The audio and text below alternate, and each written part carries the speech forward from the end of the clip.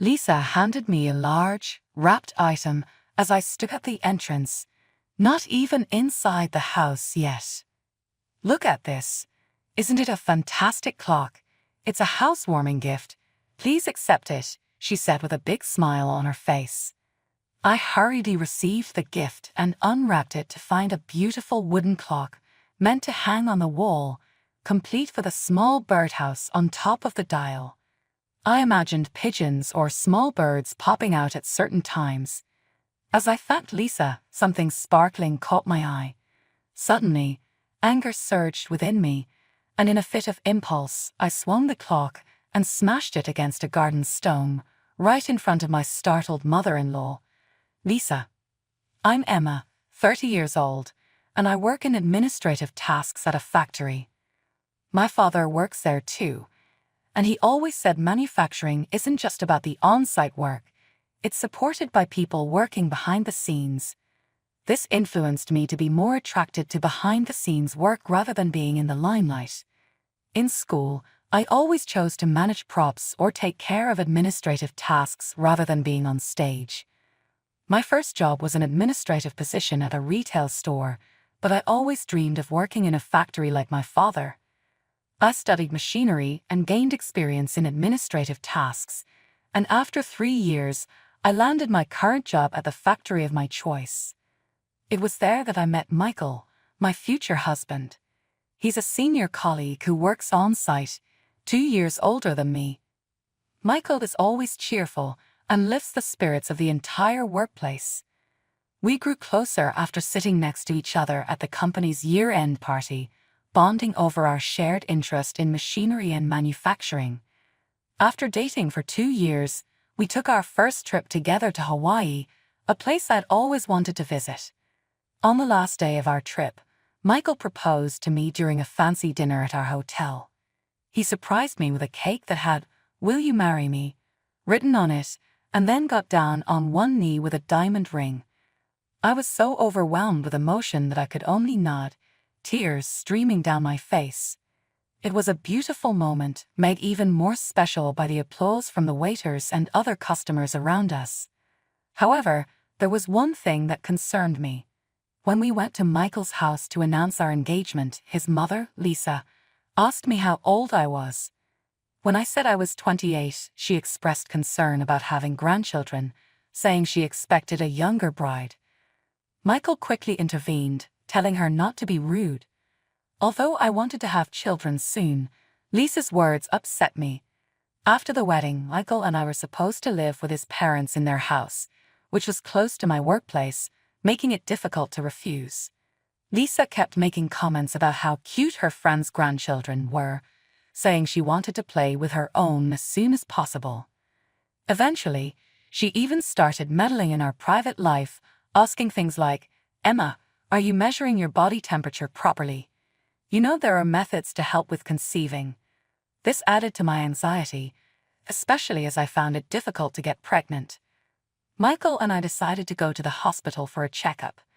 The doctor said, "There's no problem with your husband, but your uterus has a slightly complex shape, which makes it difficult for the embryo to implant." I hesitated and asked, "Does that mean I can't get pregnant?" The doctor replied, "It's not completely impossible, but there are no known cases of pregnancy in this situation in the United States." I was devastated, feeling like my body was failing me. I broke down and cried to Michael, blaming myself for our situation. He tried to comfort me, but I couldn't shake the guilt. Michael seemed at a loss for words, which made me feel even worse. I struggled with housework and my job, and Lisa noticed, saying, "Something is wrong, isn't it? Talk to me. The atmosphere in this house is getting depressing." Michael and I reluctantly told Lisa what the doctor had said. She reacted harshly, saying, "I knew it. I should never have let you marry her. It's obviously the bride's fault." Michael defended me, saying, "Blaming Emma won't solve anything, Mom. It's not her fault." But Lisa kept insisting it was my fault. Michael finally said, "Enough is enough, Mom. You're going too far." Lisa stormed off, leaving Michael and me distressed. Later, I told Michael, Maybe we should break up. You want children, and you can't have them with me. But Michael responded, I married you because I want to spend my life with you, Emma. Whether we have children or not, being together is what matters to me. After learning about my fertility issues, Lisa's behavior worsened. She started harassing me when Michael and my father-in-law weren't around. Michael did his best to keep Lisa and me apart, but her mean behavior didn't stop. Finally, Michael confronted her, saying, We have our own circumstances in this marriage. What do you want from Emma? Isn't it enough that she lives here with us? Stop being so mean to her. Lisa snapped back, I will not accept a daughter-in-law who can't give me grandchildren. Michael declared, We can't live like this anymore. We're moving out. We had been looking for a new place for a while, and after considering our options, we decided to build a new house. Although the process took longer than renting, Michael's confrontation with Lisa made my father-in-law more vigilant about her behavior. We moved without major issues and thanked my father-in-law for his support. Life without Lisa was blissful. However, just a week after we moved, my father-in-law called, apologizing. Lisa found your new address. She says she's coming over now, and I'm really sorry. A few hours later, Lisa and my father-in-law arrived. Lisa, holding some bags, surprised us by being unusually humble and apologetic. She handed me a large package, saying, This is a housewarming gift. Hang it in your bedroom or something. I took the package from Lisa, intending to thank her, but she wouldn't meet my eyes. She quickly turned to leave, putting my father-in-law along with her. Well, then we're heading back. You two take care and live well together, he said apologetically as Lisa pulled him away. Wait, you're leaving already, Michael called out. My father-in-law smiled sadly. This is Lisa's way of making amends. She didn't want to intrude, just came to give you this gift. Seeing Lisa's subdued demeanor made me feel uneasy. I could understand why my father-in-law didn't want to linger, but something felt off. Encouraged by Michael's curiosity, I decided to open the package right there. Inside was a wooden wall clock with a small birdhouse ornament. It looked like a cuckoo clock, but when I touched it, I noticed something strange. Without saying a word, I lifted the clock with both hands and smashed it onto a garden stone nearby. The crash made Lisa turn around in shock, while Michael and my father-in-law stared, mouths agape. Michael shouted, What are you doing? Mom tried to make amends, and you're acting like this. Apologize. Lisa covered her mouth, muttering, How could you? My father-in-law remained stunned, still processing what had happened. I took a deep breath to calm down, then squatted down and retrieved something from the wreckage. Can you still say that after seeing this? I asked, showing Michael a small device from inside the clock. What is this? Why is this here?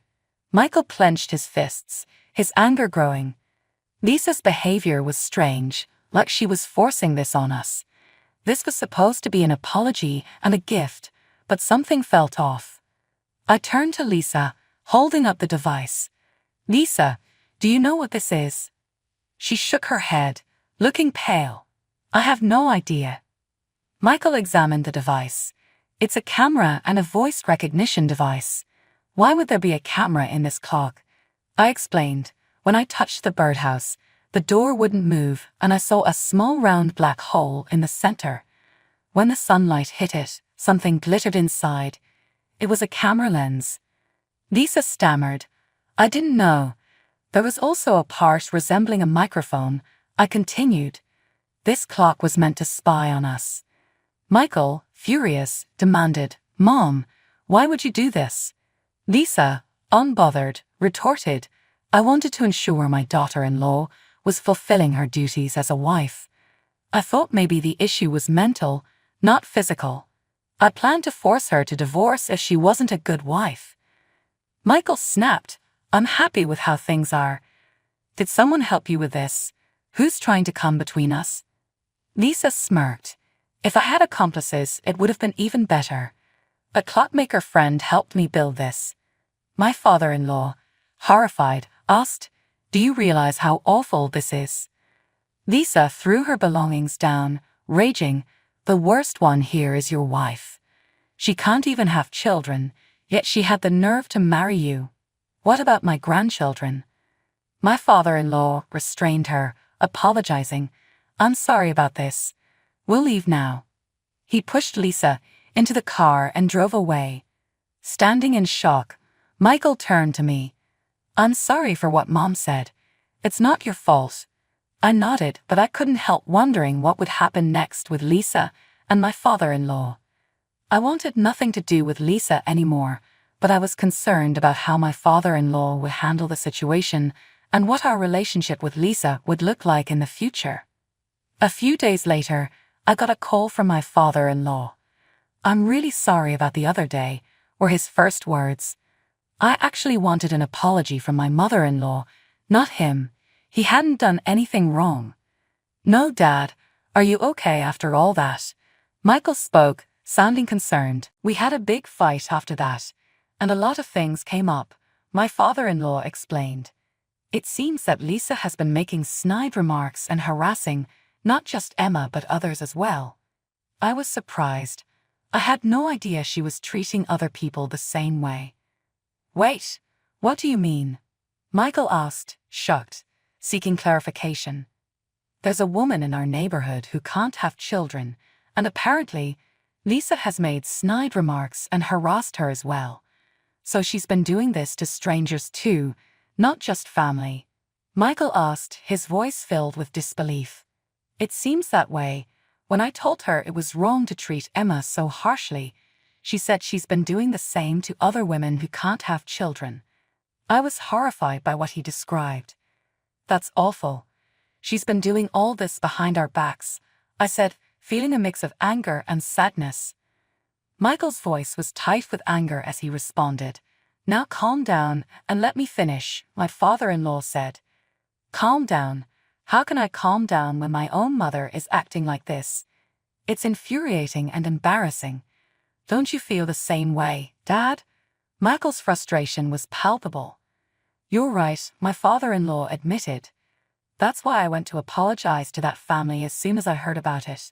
But I also found out that a few houses down, a daughter-in-law was verbally abused by Lisa to the point of depression, and they moved away a few years ago.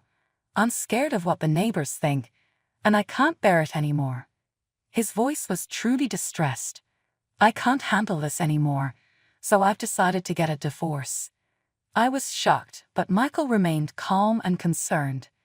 "Is that so? I agree with the divorce. Are you going to be okay, Dad?" My father-in-law explained calmly, as if he had already made up his mind. "I'm going to move out of this house too. I owe an apology to the neighbors, but don't worry about me. I've already found a good place to live through an acquaintance. I'll move as soon as the paperwork is done. I wanted to let you know because Lisa might head your way now that I've kicked her out of the house today. I'm worried about that." Even in his own distress, he was still looking out for us. "I see. Got it. We'll handle it if she comes here," Michael reassured him. "I'm really sorry again. I'll get in touch once I've settled down," my father-in-law said before hanging up. Thanks to Michael putting the phone on speaker, I heard the entire conversation. Just a few hours later, Lisa showed up at our house with her bags. "Please help me. After the divorce, he kicked me out of the house. I have nowhere to go. Let me stay here," she pleaded as soon as she arrived. Michael asked, "Why did you get a divorce? It's not just because of this recent incident, is it?" Lisa's eyes widened in surprise. "So, in addition to Emma, you've also been harassing other daughters-in-law in the neighborhood." "Well, she stammered. "And because of your verbal abuse, one of them even became depressed." "Hold on, that's an exaggeration. There's no proof it was my fault. You're making it sound like I'm a criminal. Besides, how can a woman not have children? I went through a lot to give birth to you, and I can't even see my own grandchildren because of her. Just looking at her makes me sick." Lisa had flipped her anger switch. "Mom, happiness isn't just about having children," Michael responded calmly. "I know that. Just let me stay here for now. I'm sorry, but that's not possible. I've decided to be happy with Emma. I can't live with you the way you are now. You need to think about what you've done. Why not? You're my son. I gave birth to you and raised you. Show some filial piety. I'm grateful to you for giving birth to me and raising me, but this is a different matter. Why? Just let me stay here, she shouted, starting to throw things from the entryway toward us. Seeing there was no reasoning with her, we decided to call the police. We managed to keep Lisa from coming in until the officers arrived. When they did, they escorted her outside. Damn it, I'm so angry. What's going to happen to me now? I never want to see your face again. Those were the last words I heard her shout. I didn't want to see her face either, so I thought to myself, well, you didn't have to come in the first place. It seemed like Lisa had received a stern warning from the police because she never came to our house again. Soon after, Michael's father decided to move and, incredibly, he ended up in an apartment within walking distance from our place. If that woman ever comes around, I'll take responsibility and handle it, he assured us, which was honestly a relief. During a housewarming visit, we asked about Lisa's current situation. It seems like she's living in public housing now. You know, the affordable housing that prioritizes seniors and those with special circumstances, he explained. Oh, we lived in a place like that a long time ago, didn't we? I recalled. Exactly, it's similar to that. Back then, families with children were given priority for those apartments too, he reminisced. Michael, curious, asked, is Lisa working? It seemed hard for him to believe she'd be holding down a job. She's started working part-time, but nothing lasts long. She's been a housewife for so long, and she's not great with people. She always causes problems in her relationships with others, creating conflicts, and that's why she ends up losing her job. Then the cycle repeats as she looks for another part-time job, he detailed. I see. Well, I didn't expect it to last. It's good she's at least trying to work. By the way, how does Dad know about Lisa's current situation? Is he in contact with her? I asked. I really don't want to keep in touch with her, but we were together for so many years. I can't help but worry a bit. I occasionally get in touch with her to find out how she's doing. I think it's better to know her situation in case something happens, and we need to deal with it before it becomes a problem for you and Michael again, he explained. It seemed like Michael's kind-hearted father still cared about Lisa's well-being to some extent. Well, as of now, she's not working steadily, so she's living somewhat depressively while receiving welfare, he added. Meanwhile, we decided to keep a dog. One day, while visiting a pet store, we came across a toy poodle. Hey, this little one just made eye contact with me, didn't it? I explained excitedly. Me too. So cute. Michael joined in. When we looked at its birth date, I was overjoyed. Michael, look at its birthday. What's up? He asked. Oh, that day, right? It's the day you proposed to me in Hawaii. Don't you feel like it's fate? Feeling a sense of destiny, we decided to take the young toy poodle home with us. Since then, we've been doting on this dog as if it were our own child. Additionally, with Michael's father moving nearby, he started visiting us frequently, making our family life lively and cheerful.